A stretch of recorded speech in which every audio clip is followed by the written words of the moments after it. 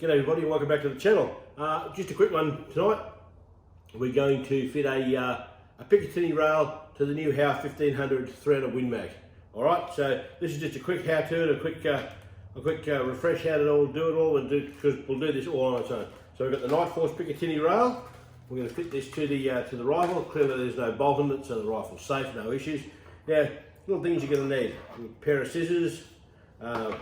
You're going to need something to clean some metal with. Tonight I'm going to use some shellite. Very important to use stuff that dries dry. Shellite dries dry, acetone dries dry with no oily, gunky residue. Some of that stuff dries wet. Brake and parts cleaner, it's good too. It dries reasonably dry. So that sort of stuff. Need a little bit of gun oil. I just use a G96 spray stuff. Needs obviously some rags and etc. etc. Now we need some tools. I'm using these the Wheeler little gun fitting set that I use all the time.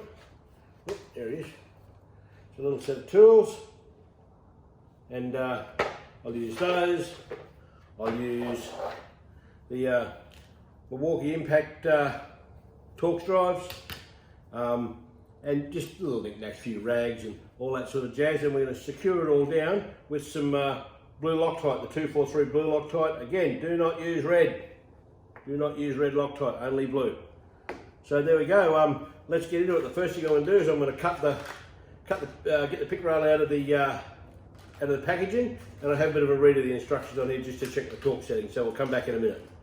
Rightio, we're back. The instructions in the Night Force packet indicate 25 inch-pounds. I've checked that with Dr. Google, and so that's all come good. So all right, what we're going to do is just clean a few things first.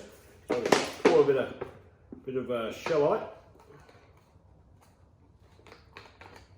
into a little. You don't much of this. You don't have to drown everything in it. Okay, I just use a little jam tin top or something like that. That's fine. That's all you need.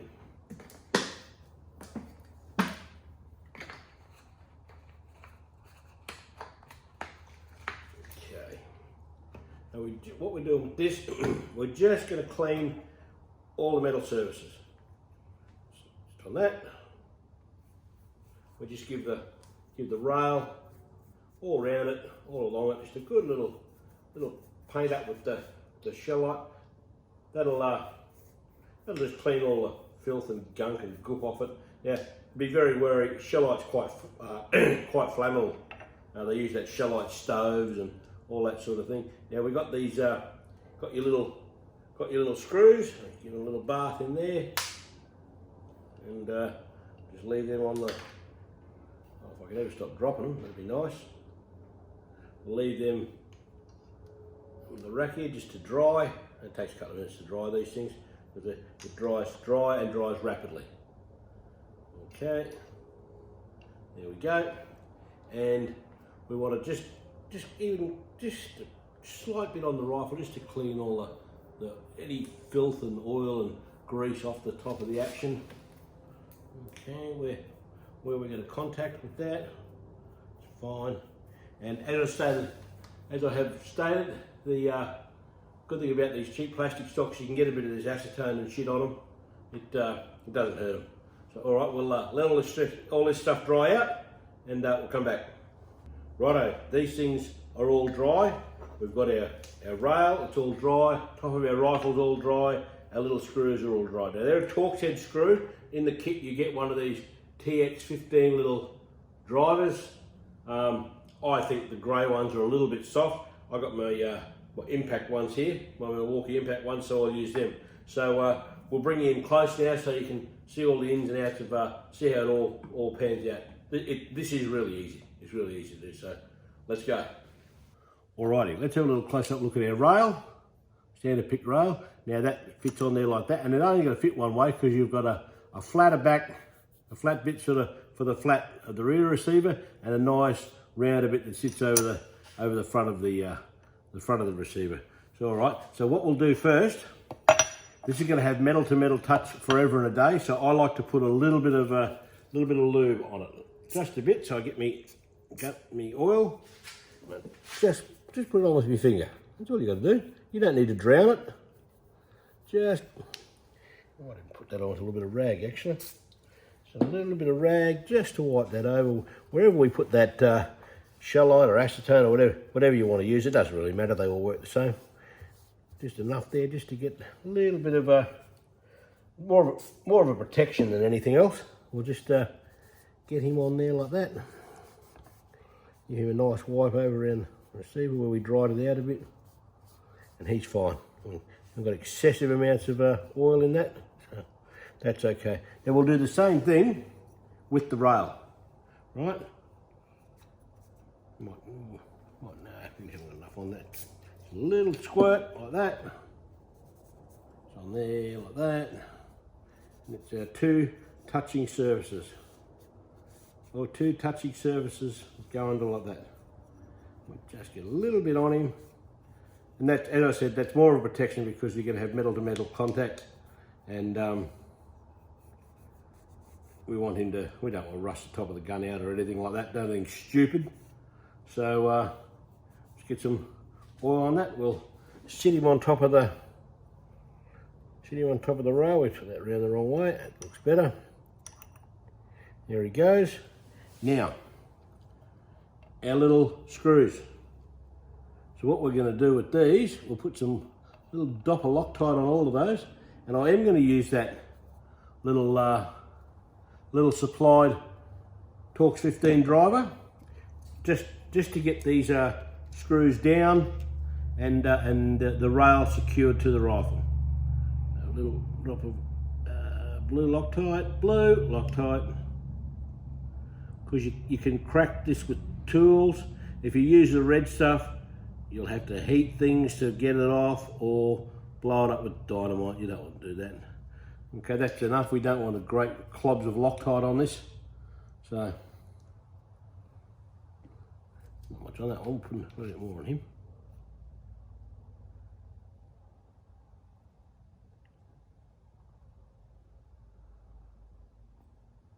Don't tell me I've run out of Loctite. That's enough. That's enough. You don't need great big hunks of it. Now these screws are only small. There are a lot of buggerising around. So we'll drop him in there and get the rail on. Oops. And we'll just try and screw him down just so he sits. Okay, now we can line him up. That's going to make life a whole lot easier. And we just repeat that process.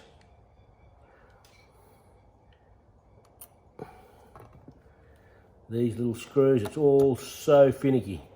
That's the hard bit with this stuff. It's really, really finicky to do. We'll get him in there. We'll make this work. There he is.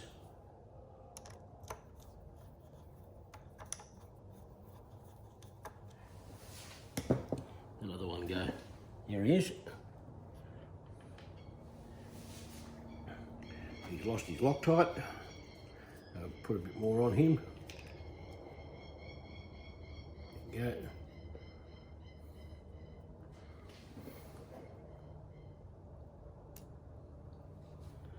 He's in.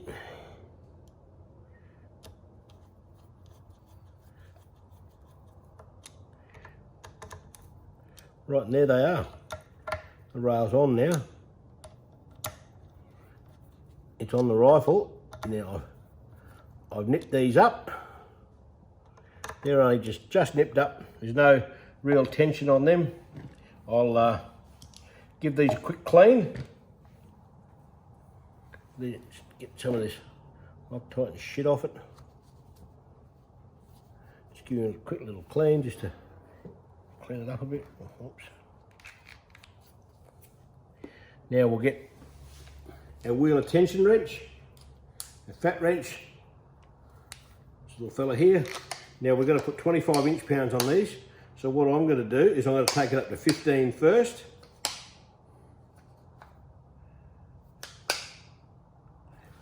There we go, 15 inch-pounds.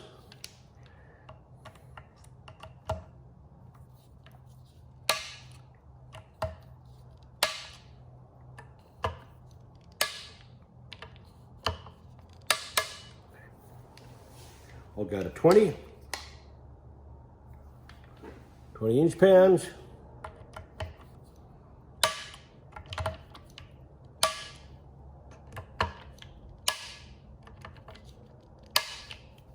That's all I ever use on these other ones.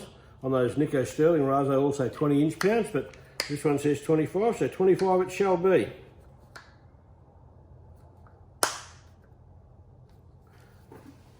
£25 inch-pounds.